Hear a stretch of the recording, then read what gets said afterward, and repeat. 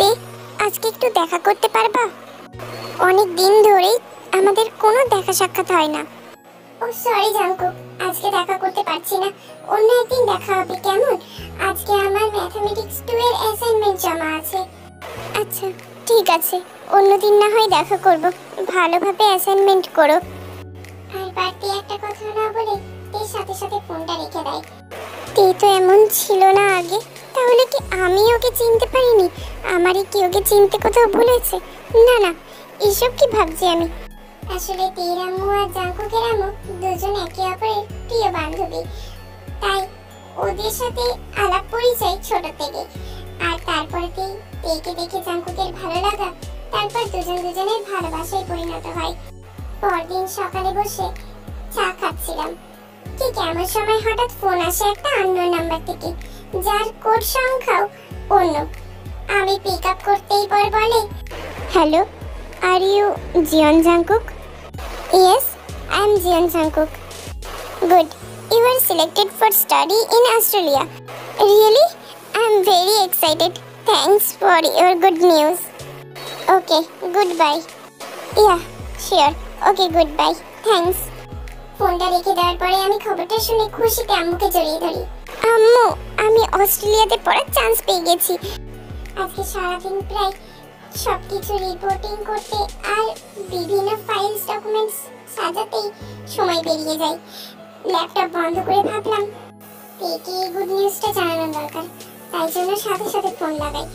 অনেকবার ফোন হয়েছে কিন্তু পিক আপ করছে না, প্রায় অনেকবার রিং করার পর তারপর ধরে তে। এতবার ফোন দেওয়া লাগে নাকি জানো না, এই সময় আমি ব্যস্ত থাকি। তে আমাকে চুপ থাকতে দেখে আবারও নিজের মতো বকতে শুরু করে। কি হলোটা কি, কথা বলছো না কেন? গাধা কোথাকার, কোন গাধা ছাগলের পাল্লায় পড়লাম রে বাবা আল্লাহ। আমি চুপ করেই ওর কথাগুলো শুনছিলাম। আজকে ওর গাধা বলাতেও অন্য দিনের মতো ভালোবাসা আদর মিশ্রিত ছিল না, আজকে ওর মধ্যে ছিল বিরক্তি আর অবহেলা। তে কথাগুলো বলছে আমাকে এক রাশ বিরক্তি নিয়ে, সে আমাকে এভাবে কখনো বলেনি। তারপরেও আমি ওসব বাদ দিয়ে বললাম, সরি তে, অসময়ে ফোন দেওয়ার জন্য। কি, এখন আবার ঢং শুরু করেছো? অভিনয় না করে সোজাসুজি বলো কেন ফোন দিয়েছো? দুপুরে খেয়েছিলে? না, খাইনি। তুমি খেয়েছিলে? খেয়েছিলাম। হয়ে গেল, আমার বদলে তুমি খেয়েছো, আমার না খেলেও চলবে। আচ্ছা, রাতে খেয়েছো? না, খাইনি। আমার খাওয়ার নিয়ে তোমার এত মাথা ব্যথা কেন? হ্যাঁ, তুমি তোমারটা নিয়ে ভাবো না। তুমি তোমার প্রিয় মানুষটা, তাই তোমার কেয়ার না নিয়ে কার কেয়ার নেব বলো? যত সব ঢং। আমি খাই না খাই সেটা আমি নিজে বুঝবো, তোমাকে বলে দিতে হবে না। আর আমার যদি এতই কেয়ার নাও তাহলে পড়ার সময় ফোন দিবে না আর কখনো। আচ্ছা ঠিক আছে, তুমি ঠিকঠাক মতো পড়াশোনা করো, খাওয়া দাওয়া করবে আর ঠিক মতো ঘুমাবে, না হলে কিন্তু শরীর খারাপ করবে, তখন আবার ভালো করে পড়তে পারবে না। ওকে? ফোনে আমার কথাগুলো শুনে আমাকে তারপর শুধুমাত্র ছাগল বলেই রেখে দেয় ফোনটা। এর সাথে কথা বলার পরেই আমি ওয়াশরুমে চলে যাই। তারপর ওয়াশরুমে গিয়ে ট্যাপ ছেড়ে দিয়ে খুব কান্না করলাম, কেননা কান্না করলে শুনেছি মানুষের মন হালকা হয়, কিন্তু আমার মনটা এত কাঁদার পরেও হালকা হচ্ছিল না। তখন আমার মনে হচ্ছিল কেউ আমার বুকে পা দিয়ে চাপ দিয়ে ধরে রেখেছে। তারপর খুব কান্না করলাম রাতে, কাঁদতে কাঁদতে কখন যে ঘুমিয়ে পড়েছি নিজেও টের পাই না।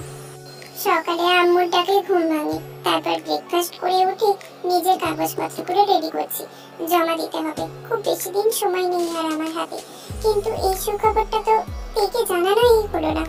ওর কথা মনে পড়তে আবারও কালকে রাতের কথা মনে পড়ে যায়। তারপরেও এত কিছু পরেও আমি তের খোঁজ খবর নিই, ওর খাওয়া দাওয়া ওর পড়াশোনার খবর নিতাম, কিন্তু ও তো ওর মতোই নির্লিপ্ত থাকতো আর মেজাজ দেখিয়ে কথা বলতো। সেদিনের পর থেকে আর ওকে রাত্রেবেলায় কল দিই না, কারণ ও পড়াশোনা নিয়ে ব্যস্ত থাকে। কিন্তু আমার রাতে কি খাওয়া দাওয়া করেছে না করেছে জানতে খুব ইচ্ছে করে। মাঝে মধ্যে ফোনও দিতাম, কিন্তু ও খুব বকতো আমায়। মনে হয় আমি ওর কাছে কোনো গুরুত্বই বহন করি না। আমার খুব কষ্ট হতো, বুক ফেটে কান্না আসতো। ছাদে বসেও খুব কাঁদতাম। ভালোবাসার শুরুটা আবেগে হলেও পরিণতিটা যে অবহেলাই হয় তা আজ বুঝতে পারলাম ওর কাছ থেকে। ছাদে বসে অনেক জোরে জোরে কান্না করছি আর উপরওয়ালাকে বলতে লাগছি, কি অপরাধটা করেছিলাম আমি যে তুমি এত বেশি কষ্ট দিচ্ছ আমায়? আর যে এই কষ্ট সইবার নয়, আর এত কষ্ট দিও না। আর তো কিছুদিন মাত্র দেশে আছি, তারপর তো হয়তো অন্য দেশেই পাড়ি দেব। দেখতে দেখতে 3 দিন পেরিয়ে যায়। হঠাৎ বিকেলে তে আমাকে নিজে থেকে ফোন করে। আমি তো ওর ফোন পেয়ে খুশিতে আত্মহারা। ও নিজে থেকে আমায় ফোন করেছে। হ্যালো হ্যালো জাঙ্কুক, তুমি কোথায় আছো এখন? আমি আমি তো বাসাতে আছি। তুমি কেমন আছো? এই তো ভালোই আছি। আজকে সন্ধ্যায় তুমি একটু আমার সাথে দেখা করতে পারবে সামনের রেস্টুরেন্টে? আচ্ছা ঠিক আছে। সন্ধ্যাবেলায় আমি সামনের রেস্টুরেন্টে গিয়ে বসে আছি, তখনই তে আসে। এসেই গরমের জন্য নিজের মুখ মুছতে থাকে, হ্যান্ডব্যাগ থেকে টিস্যু বের করে। আমি তো ওর দিকে শুধু তাকিয়েই আছি। কেমন আছো তে? ভালোই আছি। ও আচ্ছা, যে কারণে ডেকেছি আমি তোমাকে। বলো না কি কারণ? আগামী কয়েকদিনের মধ্যেই আমার পরীক্ষা শুরু হবে। আমি চাই না তুমি আমার আম্মুকে বা আমাকে ফোন করে ডিস্টার্ব করো। ওর কথা শুনে আমি শুধু মাথায় নাড়লাম। এমনিতেও তের বলা কথা শুনে আমার চোখেতে অশ্রু ভিড় করেছে। আমি মাথা নিচু করে আছি, কারণ ওকে বুঝতে দেব না। তাই তোমার কি কিছু আর বলার আছে? না হলে আমি উঠবো। আছে তো। ভালোভাবে পরীক্ষা দিও, ঠিক মতো খেও, আর সময় মতো ঘুমিও, নিজের যত্ন নিও। এই তোর কি এইসব কথা ছাড়া আর কোনো কথা নেই? আমি আমার মতো থাকবো, তাতে তোর কি? তুই আমার খোঁজ নিবি না, আর তোর এই কেয়ারগুলো আজ আমার বিরক্ত লাগছে। আমি মুক্তি চাই, তুই মুক্তি দে এসব থেকে আমায়। এই বলেইতে হন হন করে রেস্টুরেন্ট থেকে বেরিয়ে চলে যাই। আমি ওর যাওয়ার দিকে তাকিয়ে নীরবে চোখের থেকে জল ফেলছি। কি হচ্ছে আশেপাশে আমার কিচ্ছু যায় আসছে না। চারিদিকের লোক আমার দিকে তাকিয়ে দেখছে, তাতে কি? আজ আমার ভালোবাসার মানুষটাও তো আমাকে এরকম অবহেলা করছে, সেটা যে আরো বেশি কষ্টের। এরই মধ্যে আমার অস্ট্রেলিয়া যাওয়ার সময় চলে এসেছে। সামনের সপ্তাহেই চলে যাব। নিজেকে একটু গোছাতেই ব্যস্ত হয়ে পড়েছিলাম, তাই আর এর খোঁজ নেওয়া হয়নি। এমনিও আমায় বারণ করে দিয়েছিল। তবে ওর হয়তো অনেকগুলো পরীক্ষায় শেষ হয়ে গিয়েছে, তবে পরীক্ষাগুলো কেন জানি ভালো হয়নি। শুধু এইটুকু খবরই জানতে পেরেছি। একটু দেখা করলে হয়তো আরেকটু ভালো লাগতো, কিন্তু ওর পরীক্ষাটাই ওকে আর ডিস্টার্বও করিনি। আর তাছাড়া ও তো আমার সাথে দেখাও করতে চায় না। এইভাবেই চলার পথে সময় আস্তে আস্তে অস্ট্রেলিয়া যাওয়ার দিন চলে এসছে। নিজেকে আজ খুব একা লাগছে। আম্মু আব্বু আর তের আম্মু আব্বু এসছেন। আমার যাওয়ার সময় এসেছে আমার সাথে দেখা করতে। আমি আম্মুকে জড়িয়ে ধরি। আম্মু দোয়া করো, আমি যেন তোমাদের সবার ইচ্ছে পূরণ করতে পারি। ছেলে অন্য দেশে পাড়ি দিচ্ছে, তাই জিনও নিজের কান্নায় একটু আটকে রেখেছে। ওর চোখে জল দেখলে হয়তো ছেলে কষ্ট পেতে পারে। আমি জানি বাবা, ঠিক মতো খাওয়া দাওয়া করিস আর নিজের খেয়াল রাখিস, ঠিক আছে? আঙ্কেল আন্টি, তোমরা আমার আম্মু আব্বুর একটু খেয়াল রেখো, কেমন? আরে বাবা, তুমি সেই নিয়ে ভেবো না। তুমি ভালো থাকো ওখানে। তুমি ভালো থাকলে আমরা ভালো থাকবো। আর হ্যাঁ, নিজের সকল ইচ্ছে পূরণ করো, তারপর তাড়াতাড়ি ফিরে এসো, কেমন? জি আন্টি। আচ্ছা, আমার জন্য দোয়া করবেন। আর এই চিঠিটা একটু তেকে দিয়ে দেবেন। ঠিক আছে। এবার জাঙ্কুক কান্না ভেজা চোখ নিয়ে এয়ারপোর্টের ভেতরে চলে যায়। এদিকে তের আম্মু বাসায় গিয়ে দেখে তে কলেজ থেকে ফিরে এসেছে। তাই জিজু তেকে ডেকে জাঙ্কুকের দেওয়া চিঠিটা তের হাতে দিয়ে দেয়। তে চিঠিটা পেয়ে নিজের রুমে গিয়ে পড়তে শুরু করে। তে তো হয়তো ভাববে প্রিয় বলে ডাকিনি কেন, কারণ তুমি আমার কাছে প্রিয় হলেও আমি যে তোমার কাছে আর সেই প্রিয় শব্দটা নেই। তে তুমি হয়তো ভালোই আছো আমায় ছাড়া, আর আমিও হয়তো ভালো থাকবো যেমনটা তোমায় ছাড়া থাকার কথা। ও হ্যাঁ, তোমার জন্য একটা খুশির খবর আছে। খুশির খবর এই যে আজ আমি তোমায় ছেড়ে অনেক দূরে চলে গেলাম, অনেক দূরে। তোমায় আর ফোন দিয়ে ডিস্টার্ব করবো না কোনোদিন। তোমায় আর আমি জ্বালাবো না। তোমায় আর আমার মতো কারোর উপর বিরক্তও হতে হবে না। হ্যাঁ, আগের মতো আর নিজের কেয়ার করবে কিনা জানি না, তবে খুব মিস করব তোমার বকাগুলো। কিন্তু চাইলেও তো আর শুনতে পারবো না, কেননা আজকে আমি যে চলে যাচ্ছি তোমার থেকে অনেক দূরে। তুমি তোমার নিজের মতো করে কাউকে খুঁজে নিও যে তোমার মনের মতো হবে। আমি হয়তো ভুল ছিলাম আর খুব বাজেও ছিলাম, কিন্তু আমার ভালোবাসাটা সত্যি ছিল, যা তুমি কখনো দেখোনি। আমি তোমাকে হয়তো নিজের করে পাইনি, তবে তোমার স্মৃতিগুলো আমার নিজের, যা দিয়ে আমি সারা জীবনটা কাটিয়ে দেব।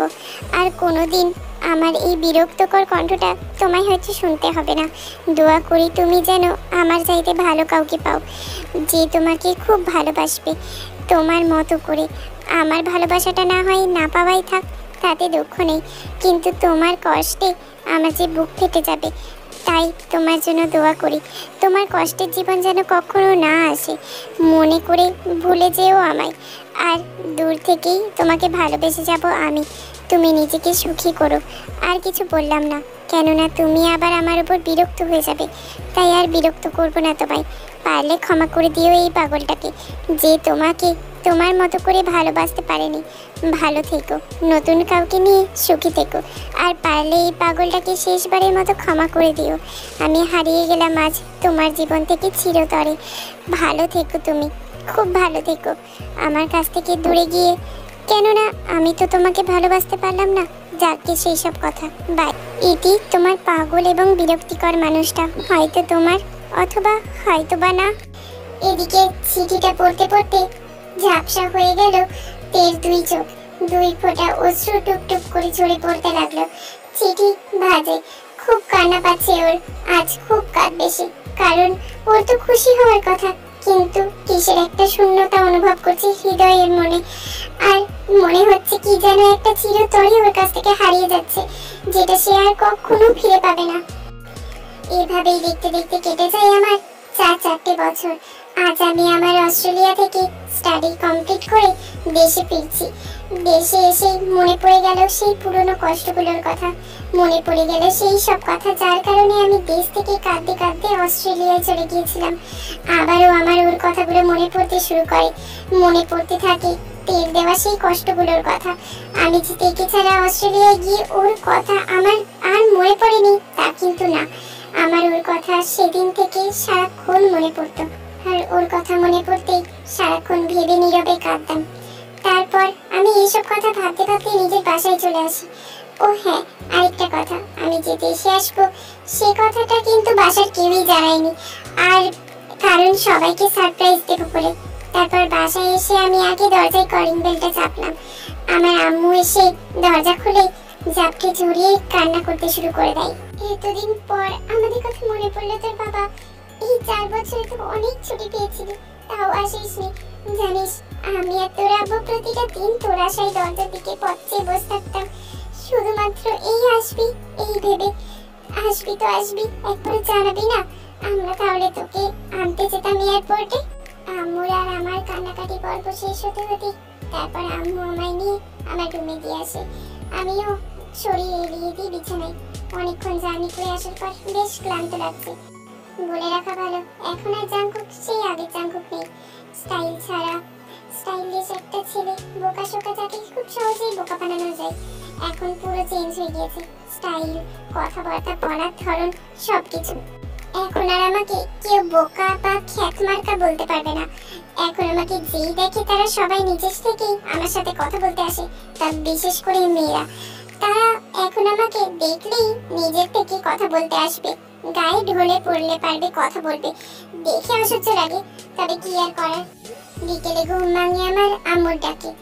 আব্বুও চলে এসছে অফিস থেকে, প্রায় কান্নাকাটি করেছে কিছুক্ষণ শুনেছি। আর সাথে এসছে তের আম্মু আব্বু, সাথে মনে হয় তেও আছে। নিচে গিয়ে দেখলাম ঠিক তাই, তেও এসেছে।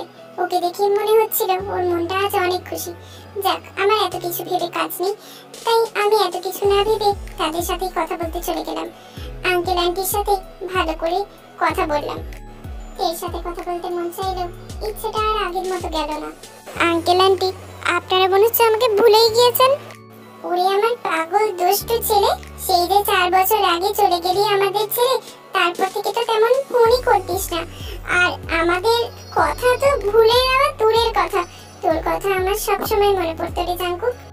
আন্টি, আপনাদের সবার কথাই আমার সেখানে থাকলেও সারাক্ষণ মনে পড়তো, কিন্তু আমি চাইলেও যে আর তখন আপনাদের কাছে সবার কাছে ছুটে আসতে পারতাম না। আর হ্যাঁ, আর কতদিন খ্যাতমার্কা হয়ে থাকবো বলুন?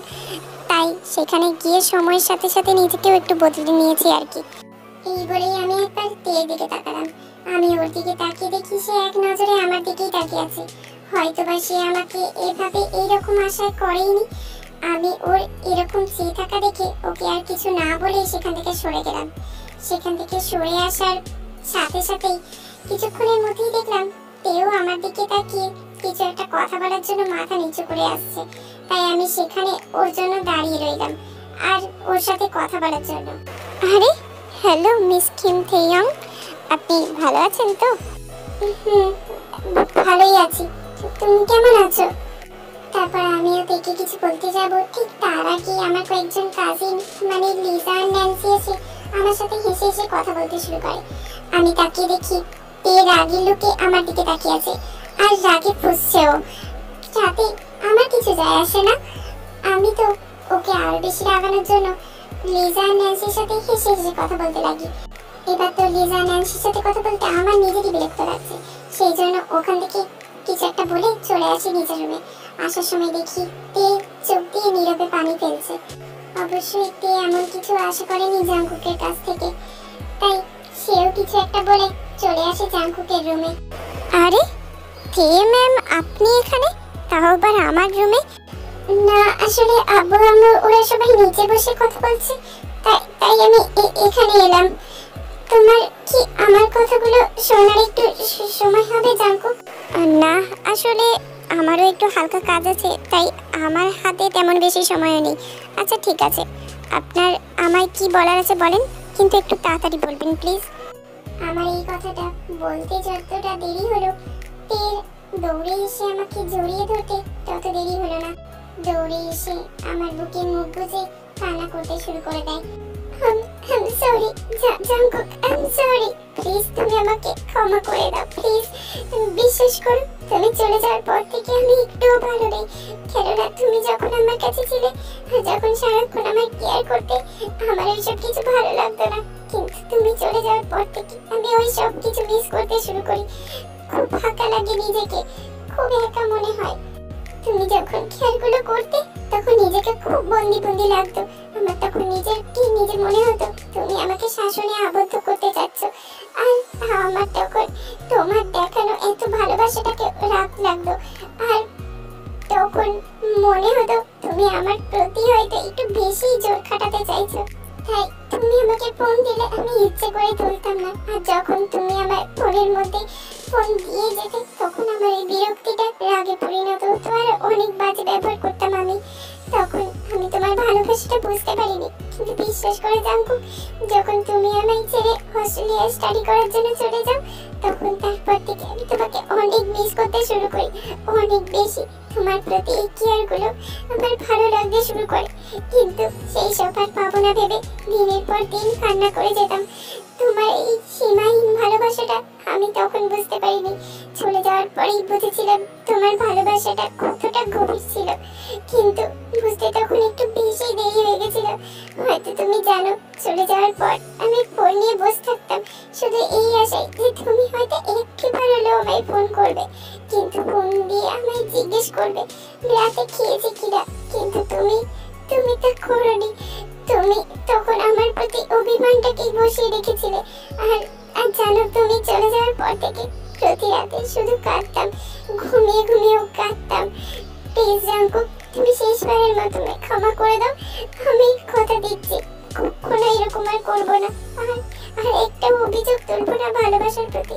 আমাকে শেষবারের মতো ক্ষমা করে দাও প্লিজ, প্লিজ জাংকুক। এই কথাটা বলেই তে ডুকরে কেঁদে ওঠে আর জাংকুককে আরো শক্ত করে জড়িয়ে ধরে। তারপর বুকে মুখ গুজে কান্না করতে শুরু করে। জাংকুকের যে অনেক কান্না আসছে, কিন্তু নিজেকে শক্ত করে তেকে ছাড়িয়ে তারপর বলে, আরে আপনি কিসের কথা বলছেন? আর কিসের জন্য আমার কাছে ক্ষমা চাচ্ছেন বলেন তো? আমি তো কিছু বুঝতে পারছি না। আর তাছাড়া আপনি যে আমার কাছে যে সব কিছুর জন্য ক্ষমা চাচ্ছেন, সেই সব কিছু তো আমি কবেই ভুলে গিয়েছি। আর আমার ওসব কিছু মনে নেই। আর আপনি তো আমায় সেদিন খারাপ কিছু বলেননি, সেদিন ঠিকই বলেছিলেন। আপনি সেদিন আমাকে আমার স্থানটা দেখিয়ে দিয়েছিলেন আর আমাকে বুঝিয়ে দিয়েছিলেন যে আমার মতো ছেলেরা কখনোই প্রেম করতে পারে না, আমার মতো আনস্মার্ট ছেলেরা কখনো কারোর বয়ফ্রেন্ড হতে পারে না।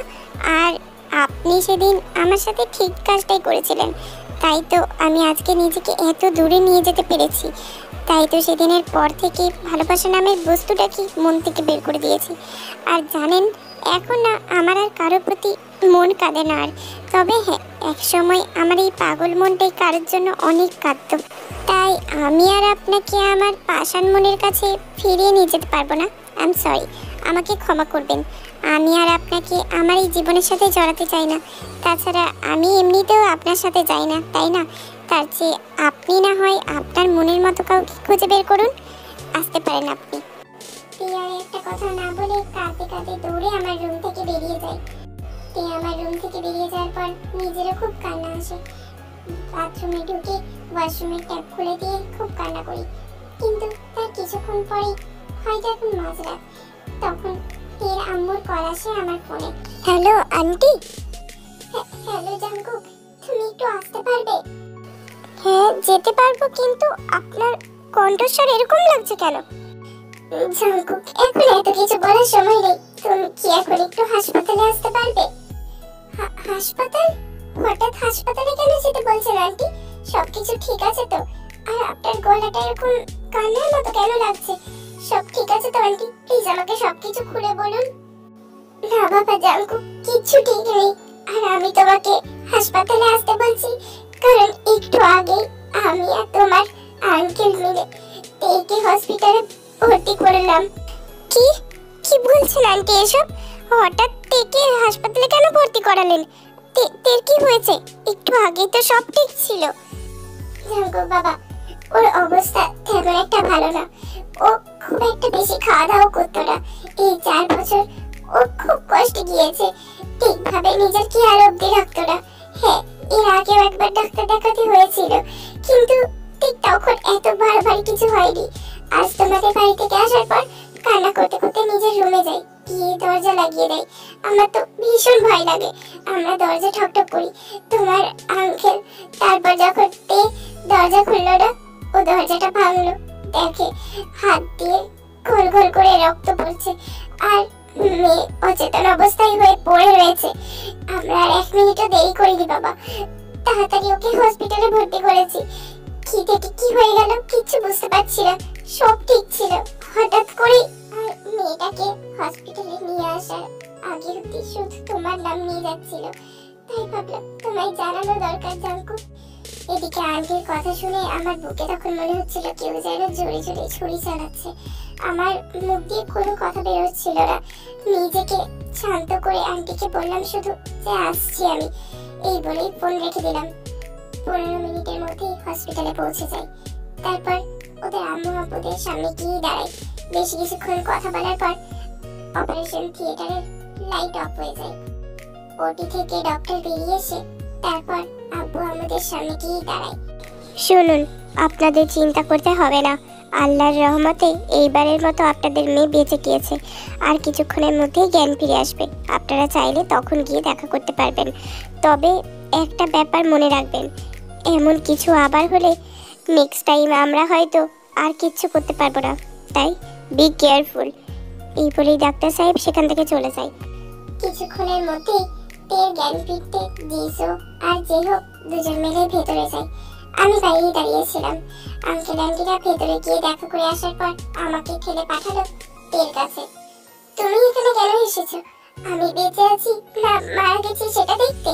তবে তুমি চিন্তা করো না, এইবারের মতো বেঁচে গেলেও পরের বার আমার মুখ আর তোমায় দেখাতে হবে না। আমি তোমায় কথা দিচ্ছি। এই আর একটা শব্দ কি বলবে, জাঙ্কুকের জ্বর খেয়ে চুপ হয়ে যাই একেবারে।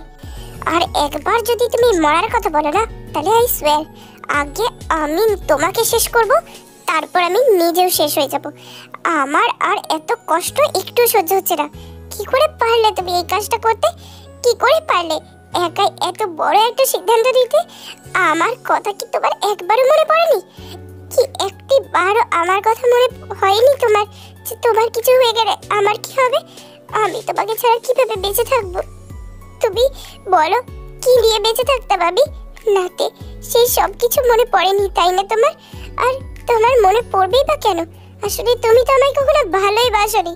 তোমার যদি তুমি তুমি যদি সত্যি আমাকে ভালোবাসতে তাহলে এমন কাজটা কখনো করতে পারতে না। এই বলে আমি ওর হাতটা চেপে ধরে কান্না করতে শুরু করে দিই। তো আমি এমন করবো না তো কি করবো বলো? তুমি তো বললে আমায় ভালোবাসতে পারবে না, আমায় নাকি আর ক্ষমা করতে পারবে না। আমি আমি কি করে থাকতাম বলো তোমায় ছাড়া? আমি তো বললাম তখন হয় ভুল করেছি, ভুলের ক্ষমাও চেয়েছি তোমার কাছে, কিন্তু এই 4 বছরের শাস্তি কি কম হয়নি জাঙ্কুক? তুমি আবার বললে আমায় আমায় ক্ষমা করতে পারবে না, আমায় ছাড়া অন্য মেয়েদের সাথে তো বেশ কথা বলছিলে, তাহলে আমায় দেখলে তোমার নাকি আর বিরক্ত হয়? তাহলে আমি কি করতাম বলো জাঙ্কুক? লিজা আর ন্যান্সি হলো আমার কাজিন, ওরা 2 বোন, তার মধ্যে লিজা বড়। হ্যাঁ, এবার তুমি যদি সত্যিটা বলার পরেও আমার সাথে অভিমান করে কথা না বলো, তাহলে তো দেখছি আমায় লিজার কাছে যেতেই হবে। আর লিজাও নাকি শুনেছি আমায় অনেক লাইক করে। এবার তুমিই ভেবে দেখো, আমি না হয় লিজার কাছেই গেলাম, তুমি অভিমান করেই থাকো আমার ওপর। জাঙ্কুক এই কথাটা বলে উঠতে যাবে, ঠিক তার আগে জাঙ্কুকের শার্টের কলার চেপে ধরে। কি বললি তুই? তোর সাহস আগের চেয়ে অনেক বেড়ে গেছে তাই না? তোর সাহস থাকলে এখান থেকে পা সামনের দিকে বাড়িয়ে দেখা দেখি, তখন দেখবি আমি কি অবস্থা করি তোর। আর তুই যদি এখান থেকে এক পাও সামনে বাড়াস না, তাহলে তোকে এখান থেকে সোজা হাসপাতালের ছাদে নিয়ে যাব, আর সেখান থেকে ধাক্কা মেরে ফেলে দেবো বলে দিলাম। এতদিন তুই আমায় অনেক কষ্ট দিয়েছিস, এবার আর তোকে ছাড়বো না। মগের মূলে পেয়েছিস তাই না? তোর দেওয়া কষ্ট সহ্য করবো আমি। আর কোথাকার কোন লিজা ফিজা এসে তোকে আমার কাছ থেকে কেড়ে নিয়ে যাবে বললেই হলো তাই না? আর ওকে যদি তুই তোর সাথে দেখি না, তাহলে কি হাল করবো দেখবি তোর আর ওই লিজার। আমার মনের মানুষের সাথে অত লুতুপুতু করার শখটা বের করে দেবো বলে দিলাম। আর আমি যদি আবারও তোকে ওর ধারে কাছে দেখি, তাহলে সেই দিনই তোর দুনিয়ার শেষ দিন হয়ে ছাড়বে বলে দিলাম কিন্তু। আর এখন চুপচাপ আমায় জড়িয়ে ধরে আমার পাশে বসে থাকবি। আর হসপিটাল থেকে আমি ছুটি পাবার সাথে সাথে সোজা কাজী অফিসে গিয়ে বিয়ে করবি আমায়, কেননা তোর ওই লিজাকে আমার একটু ভরসা হয় না। শুধু লিজা কেন, আমার তো কাউকেই ভরসা হয় না, তাই তোকে আর ছাড়ছি না। আগে তুই শুধু একবার আমার সাথে বিয়েটা করে দে, তারপর আমি কি জিনিস তোকে বোঝাবো। এখন চুপচাপ আমায় জড়িয়ে ধর। এদিকে আমি তের মুখে হঠাৎ তুই তোকারি শুনে ওর পুরনো দিনের ওরকম গুন্ডির মতো ব্যবহারগুলো মনে পড়ে যায়। মেয়েটা আগে আমায় অনেক শাস্তি দিত, আমি কোনো ভুল করলে শাস্তি তো দিতই, সাথে তুই তোকারি ফ্রিতে আছে। আর আমি ওকে আর ভয়তে কিছু না বলে ওর পাশে বসে ওকে বুকের মাঝে জড়িয়ে ধরলাম। আর সেও দেখি আমায় জড়িয়ে ধরতে 2 মিনিট ভাবে না, সে কিছুক্ষণের মধ্যেই সবকিছু শান্ত হয়ে যায়। তারপর আমি বলতে নেই, এই তে শোনো না। বলো। আমার না মিষ্টি খেতে খুব মন চাইছে, আমাকে একটু মিষ্টি খেতে দেবে? বুঝলাম, আচ্ছা ঠিক আছে, এখানে তো মিষ্টি নেই, তুমি বরং আব্বুকে ডাকো, আমি আব্বুকে বলে বাজার থেকে মিষ্টি কিনে আনছি। দাও আব্বুকে ডাকো। উফ তে, এর মাঝে আবার আঙ্কেলকে ডাকার কি দরকার? তার শরীর এমনিতেই ভালো নেই, তাই তাকে অযথা এখানে ডেকে মিষ্টি থাকা সত্ত্বেও বাজারে পাঠাতে হবে না। আর তার চেয়ে তুমি বরং তোমার মিষ্টিগুলো আমায় খেতে দাও, ঠিক আছে? জাঙ্কুক, সত্যি মিষ্টি নেই এখানে। কেন? আছে তো, তোমার ওই মিষ্টি ঠোঁটগুলো, ওগুলো থাকতে আবার বাজার থেকে মিষ্টি কিনতে আনতে যেতে হবে কেন? তোমার সাহস তো কম নাই, তুমি এখানে এইসব কিছু বলছো? আমার কাছে বিয়ের আগে কিচ্ছু পাবে না, আগে আমাকে বিয়ে করো, তারপর না হয় ভেবে দেখা যাবে। কিন্তু তার আগে একটি বারও যদি তুমি আমার কাছে উল্টোপাল্টা কিছু বলেছো, তাহলে তোমার খবর আছে বলে দিলাম। ওকে, তাহলে আর কি, তোমার কাছে আর আমি কিচ্ছু চাইবো না। আমার এখন থেকে যা চাওয়ার আমি সবকিছু ওই লিজার কাছে গিয়ে চাইবো। আর আমি জানি সে আমার চাওয়া কখনোই অপূর্ণ রাখবে না। আচ্ছা, তুমি এখানে শুয়ে না হয় একটু রেস্ট করো, আমি না হয় লিজার কাছে গিয়ে একটু মিষ্টি খেয়ে আসি। আমার কথা শেষ হতে যতক্ষণ না লাগলো, তে আমার ঠোঁট দয়ে চেপে ধরতে তত সময় লাগলো না।